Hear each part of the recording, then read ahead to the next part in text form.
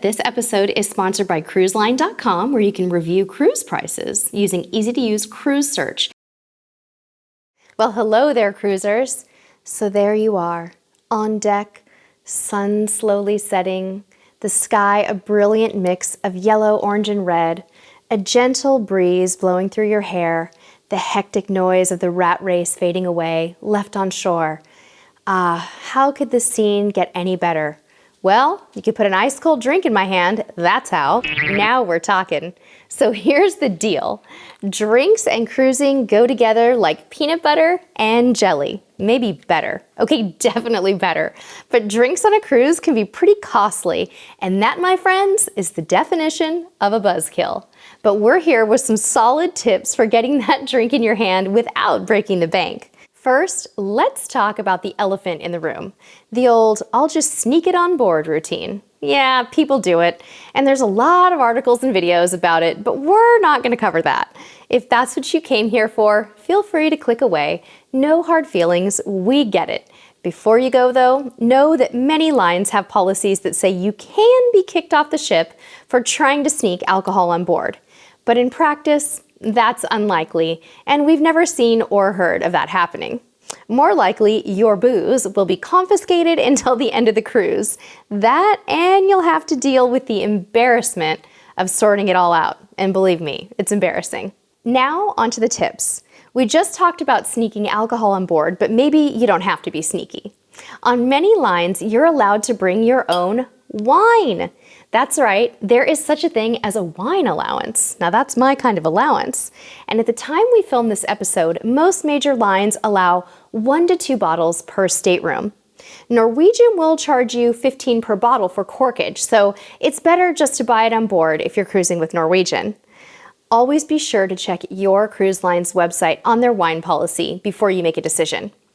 While we're talking about wine, here are even more ways to save. Order wine by the bottle rather than by the glass.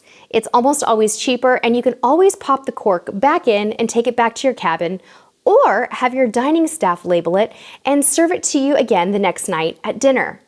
Many cruise lines also have shipboard wine tasting events that can be both money-saving and entertaining. If you're really into wine, consider purchasing a wine package. Usually, the bigger the package, the more you'll save. So like all drink packages, you'll have to do a little math to determine if it's right for you. If you're more of a beer drinker, then the best advice we have for you is to buy by the bucket. Head for the pool and look for the Bucket 05 beers deal that many cruise lines offer. If you're like me and 1 or 2 is your limit, then just haul them back to your cabin, pop them in the mini fridge. If you like your alcohol shaken, not stirred, or in a bucket, I'm not sure where I was going with that, but if you like mixed drinks, then it's time to tune back in. This next tip is one of my favorites, and if you've watched any of our vlogs, then you know this to be true. Yes, it is the drink of the day. Most cruise lines will offer some version of a drink of the day special, and you can usually save anywhere from $1 to $4 per drink if you buy one. Watch that newsletter or just keep heading back to the bar, just to check it out. And here is another favorite. Some lines, including Princess, will actually deliver a bottle of alcohol to your stateroom. It's true. I have video evidence. The prices are reasonable, and with juice or soda, you've got your own makeshift bar right in your room. Needless to say, the per drink price savings when you buy a bottle is significant.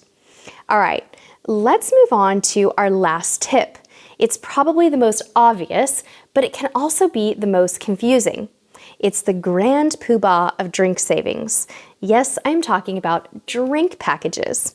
We just went through this process with our upcoming Royal Caribbean cruise, and there's a lot to consider. It can be really mind-boggling. We did an entire episode on this, so if you want the nitty-gritty details, you can find a link to that episode in the description down below. We've also created a little drink package estimator on our website. We'll link to that as well.